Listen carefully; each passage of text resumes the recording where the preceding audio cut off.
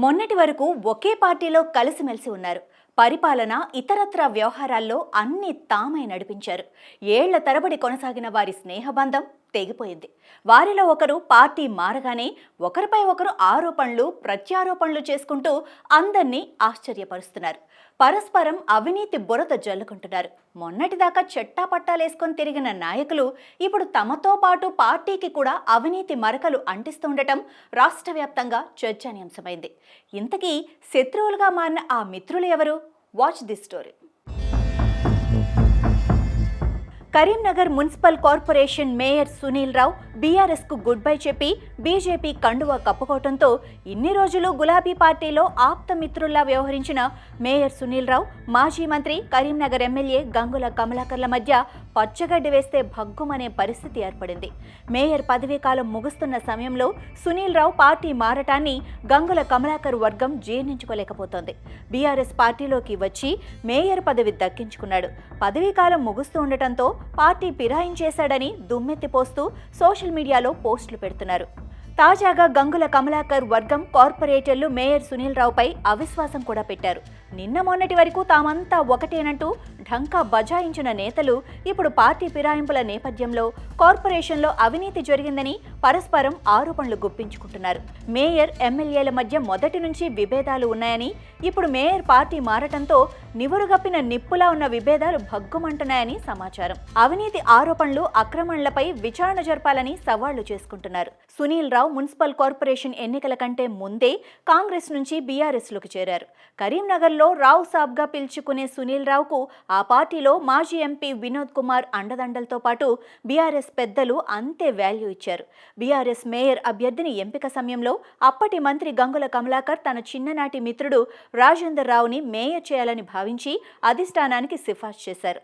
Party అధిష్టానం మాత్రం స్థానిక మంత్రి సిఫార్సులు పట్టించుకోకుండా సునీల్ రావుకే మేయర్గా అవకాశం కల్పించింది.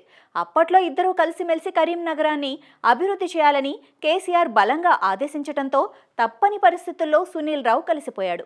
మేయర్గా తాను సూచించిన వ్యక్తికి అవకాశం దక్కకపోవడంతో డిప్యూటీ మేయర్ పదవిని గంగుల తన అనుంగ అనుచరుడు చల్ల హరిశంకర్ సతీమణి స్వరూపరానికి ఇప్పించుకోగలిగారు. ఇక అసెంబ్లీ ఎన్నికల తర్వాత గంగుల సునీళ్ల మధ్య విభేదాలు మళ్లీ బహిర్గతమయ్యాయి. ఆ ఎన్నికలలో మేయర్ సునీల్ రావు బీఆర్ఎస్ కి సపోర్ట్ చేయకుండా బీజేపీకి చేశారని ఎమ్మెల్యే వర్గం ఆరోపణలు గుప్పించింది. బీఆర్ఎస్ అధికారం కోల్పోవడంతో మేయర్ ఎమ్మెల్యే గంగులతో సంబంధాలు తగ్గించేశారు. తర్వాత జరిగిన లోక్సభ ఎన్నికలలో బండి సంజయ్కి ఫుల్ సపోర్ట్ చేశారు. బండి సంజయ్ కేంద్ర మంత్రి అయ్యాక సునీల్ రావు బీజేపీలో చేరతారన్న పుకార్లు షికార్లు చేశాయి. ఇదే సమయంలో సునీల్ రావు నిబంధనలకు విరుద్ధంగా విదేశాల్లో అధికారిక పర్యటనకు ఎలా వెళతారంటూ గంగుల వర్గం కలెక్టర్కి ఫిర్యాదు చేసింది. మేయర్ని తప్పించి డిప్యూటీ మేయర్కి ఛార్జ్ ఇవ్వాలని పెద్ద రచ్చే చేసింది. దీంతో మేయర్ సాబ్ పర్యటన అర్ధంతరంగా ముగించుకొని తిరిగి వచ్చేశారు. అప్పటి నుండే వారిద్దరి మధ్య విభేదాలు తారాస్థాయికి చేరాయి. గంగుల కమలాకర్ బీఆర్ఎస్ నుంచి తన వర్గం కార్పొరేటర్లు కాంగ్రెస్లోకి వెళ్లినా చూస్తూ ఉండిపోయారు.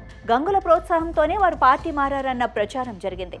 తర్వాత కొద్ది రోజుల నుండి సైలెంట్గా ఉన్న కమలాకర్ తాజాగా మేయర్ పార్టీ మారటంతో ఒక్కసారిగా రెచ్చిపోతున్నారు. సునీల్ రావు గంగుల కమలాకర్ల ఆరోపణలు ప్రత్యారోపణలు హాట్ టాపిక్గా మారాయి. సునీల్ పార్టీ మారుతూ బీఆర్ఎస్ని పార్టీ పెద్దల్ని ఏమీ అనకుండా డైరెక్ట్గా గంగుల్ని టార్గెట్ చేశారు. టెండర్ల సమయంలో కమిషన్లు దండుకున్నారని, cable bridge Maneru river front టెండర్లలో అంతా అవినీతే జరిగిందని ధ్వజమెత్తారు. తాను కరీంనగర్ కార్పొరేషన్ని స్మార్ట్ సిటీ నిధులతో అభివృద్ధి పరుస్తుంటే అడుగడుగునా అడ్డుకున్నారని, కమిషన్ల గంగుల అంటూ మాజీ మంత్రికి ట్యాగ్ లైన్ తగిలించేశారు. ఇకపై గంగుల ఏ ఎన్నికల్లో నిలబడ్డా ఓడిస్తానని ఛాలెంజ్ విసిరారు. ఇన్ని రోజులు ఒకే పార్టీలో కలిసిమెలిసి ఉండి ఇప్పుడు ఒకరిపై ఒకరు చేసుకుంటున్న ఆరోపణలు, విసురుకుంటున్న సవాళ్లు కరీంనగర్ రాజకీయాల్లో అగ్గిరాజేస్తున్నాయి. మరి ఇప్పుడు మేయర్ సునీల్ బాబు కేంద్ర మంత్రి బండి సంజయ్ పక్కన చేరటంతో మున్ముందు అక్కడ పాలిటిక్స్ ఎలా ఉంటాయో చూడాలి.